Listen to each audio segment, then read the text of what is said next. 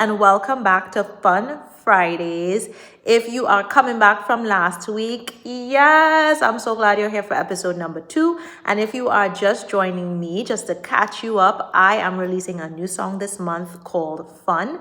And to warm up to the release, I'm doing a mini series called Fun Fridays where I just share some fun facts about my previous releases and some of the lessons that I learned along the way. So today we are going to talk about pillow talk. Fun fact number 1 about pillow talk, it was written on my phone. The production was done on my phone on GarageBand. I had just sold my studio in South Florida and I hadn't set up my home studio yet. And I was like, I need to be able to put down my ideas.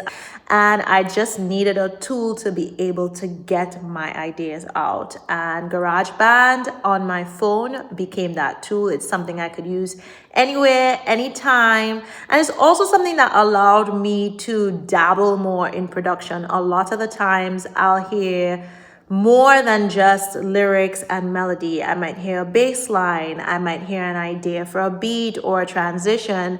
And so that tool was a user-friendly way for me to explore with different sides of my artistry and not have it feel super intimidating. I'm also a huge proponent of make art by all means necessary. I think some of the greatest instruments, some of the greatest songs have come out of necessity being the mother of invention. And it doesn't matter if the tools are rudimentary, just create. And that's a huge part of what I try to still do in my art. All that being said, I didn't know if the GarageBand production would stay. My intention was always to find someone that could build out the sound, but I was pretty satisfied with it for where I was in my career, and so I just ended up redoing the vocals and having it mixed and mastered, and that was all done with a producer that comes out of South Florida called DJ Kong, so shout out to him. Fun fact number 2, Pillow Talk was inspired by my relationship and just the difference in love languages. So before I was in my relationship, I never considered myself a very cuddly or snuggly person. But my husband's number 1 love language is physical touch. My number 1 love language is words of affirmation. It's not about like gassing me up or giving me a bunch of compliments. Like empty compliments are actually worse. They feel worse. But for me, words of affirmation has to do with the way that we communicate, with transparency and with truth and vulnerability. And that's what makes me feel close to people. Like lying or anything that seems shadowy or shady in communication is a big turn off. And so I try to practice transparency with the people that I'm close to, and I always hope to get that in return because it's what makes me feel really connected to people. So on a platonic level, if we could keep it real with each other, if we could laugh with each other, like those are my favorite friendships. And also on a romantic level, if you know how to talk to me,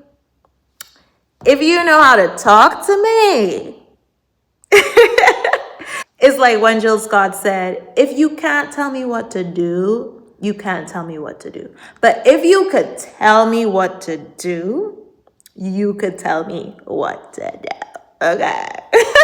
So for my relationship, Pillow Talk was where our love languages connected, because you're in this moment of intimacy where there's physical touch, but there's also some sort of verbal or intellectual stimulation, like talking or laughing or sharing a sentimental moment. And you also are spending quality time together. If you listen to the song again and you pay attention to the lyrics, you'll pick up on all those nuances of the love languages. I got a real obsession lately. Sometimes it's physical. I need your arms around me, baby. Right now it's critical. We got a deep connection, don't we? It's more than the typical. And something happens when you hold me. And I know it's spiritual. All maybe you'll think the song is just not that deep, which leads me to fun fact number 3. So fun fact number 3 was when I had initially put out Pillow Talk and I was doing marketing and submitting to blogs or just platforms that help to put out your music or give you feedback. Some of the feedback that I got was that the song didn't have depth, or it felt shallow, or it felt empty. I had to take that feedback with a grain of salt because for me, that was partly the point of Pillow Talk. It wasn't supposed to be like Somebody, which is a much more serious love song. Pillow Talk is supposed to be fun. Not every love song is meant to be deep. Like, have you ever been in giddy love? It's just a feeling. It's just feeling cute and shy, and like, it was my take on R&B, which I fell in love with 90s R&B. The sitting up in my room, I must confess, I'm a mess for you. Like that stuff, you had a crush and you were just feeling like yes, and for the guys too, like, I hope that people experience a stage of love that just makes you feel shy, finds you in the middle of your skip to my Lou down the street. Like, you deserve to feel that kind of love. And I wanted to bring that back. I wanted to bring that sentiment back to R&B music, to music in general. If nobody's ever made you feel that way, I'm manifesting that for you. If in your current relationship you don't feel that, like, consider mixing it up, lighten up your love life a little bit, That brings me to fun fact number 4. There's a lot of songs out there where they talk about intimacy and it's super intense, right? Like, there's a lot out there about beating it up. There's a lot out there about like busting it open. You know what I'm saying? And listen, no judgment. I have no judgment for how you like to get down in the bedroom. I personally need, I need some cute moments. I need some moments that make me laugh and make me feel just playful and fun. I want to have fun too, I want to have fun during foreplay. Not everything needs to be like a death threat to the kitty, But before this Fun Friday becomes Freaky Friday and we get a little too explicit here, y'all let me know, what is it that y'all want to hear in your R&B music, or what is it that you feel you miss from love songs nowadays. Fun fact number 5. So Pillow Talk was the first music video that I was like, I want to do choreography. And so I teamed up with Danilo Suarez for the music video, and he was my performance coach and the choreographer. And wow, this took me down memory lane because I always loved to dance. I always wanted to dance since I was young. So my mom had first put me in music and ballet at the same time. And music was going swimmingly. And ballet, eventually she was like, Keba, I think I'm going to take you out to ballet. And I was like, why? I'm living my best ballet life, And she was like, because the teacher told me that she teaches you the moves, but you do something completely different. In fact, she had a name for it. She called it Keba-ritis. She said I would come to her class and do Keba-ritis. I was like, I don't know, 6 or 7. I was like, you know what? She's not wrong. She's not wrong. Because I remember we would be in class and we'd be learning the steps. And then at the end of class, we had to go one by one and do the routine or the sequence that we learned.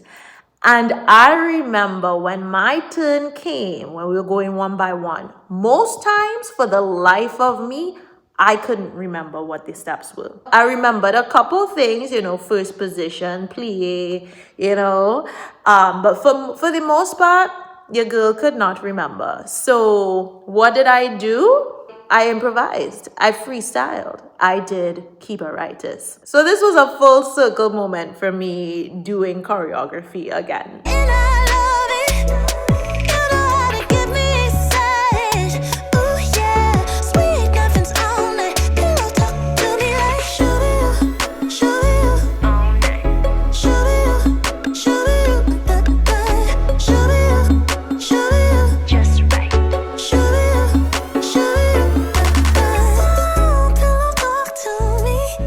A bonus fun fact about the music video is that I wanted to pay homage to old Black Hollywood starlets. So when I was growing up in Trinidad, I used to watch TCM when I'd go to my grandmother's house, Turner Classic Movies.